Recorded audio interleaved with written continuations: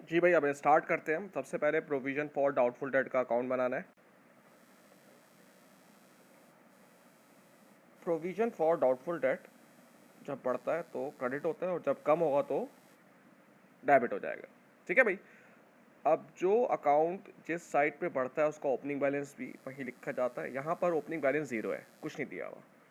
अब स्टार्ट करते हैं भाई। 1981 के डेटर्स कितने हैं देख लें भाई। ये कह रहा है कि डेटर्स हैं 2400। इस डेटर में जो है वो बैड डेट मौजूद है 120 और 160। 120 और 160 को अगर हम प्लस करेंगे तो हो जाएगा 280, यानी कि 280 के डेटर्स मौजूद हैं। जब भी डेटर में बैड डेट मौजूद होंगे तो सबसे पहले आप उसको माइनस करेंगे, फिर प्रोविजन निकालेंगे। 2400 में से मैंने 280 माइनस किया और उसके बाद मैंने प्रोविजन निकाला।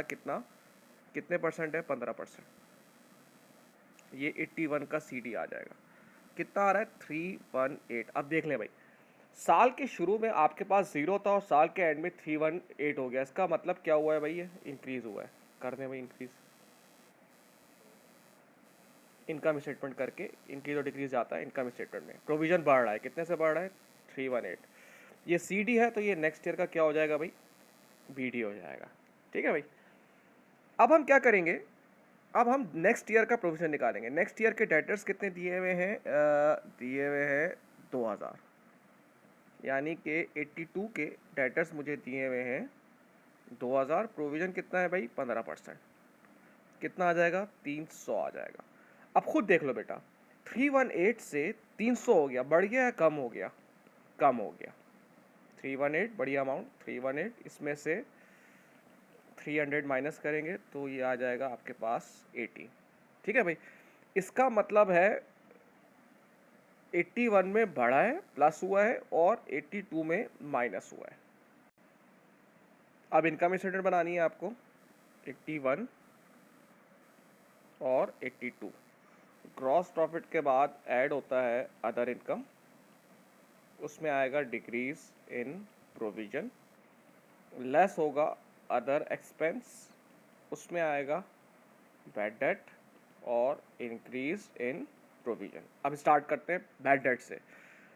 तो 81 में बैड डेट हुआ था आपके पास 280।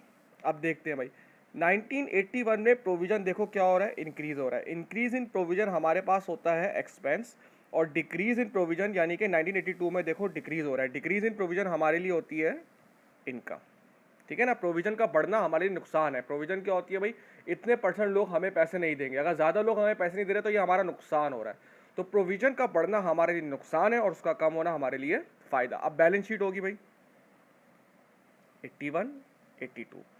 ट्रेड रिसीवेबल, अब देखना पड़ेगा भाई सवाल से कि ट्रेड रिसीवेबल कितने थे। ट्रेड रिसीवेबल थे 2400। इसमें से बैड डेट माइनस हो जाएगा, ये अमाउंट आ जाएगा। अभी मेरा कैलकुलेटर नहीं है, लेस कर दूंगा मैं प्रोविजन फॉर डाउटफुल डेट। जी भाई, 1981 का प्रोविजन कितना था? 318। ये इससे माइनस हो जाएगा। फिर 1982 में डेटर्स कितने थे? 2000। और 1982 का क्लोजिंग प्रोविजन कितना था भाई? 300, क्योंकि बैलेंस शीट में क्लोजिंग चीज़ें जाती हैं। ठीक है भाई, थैंक यू।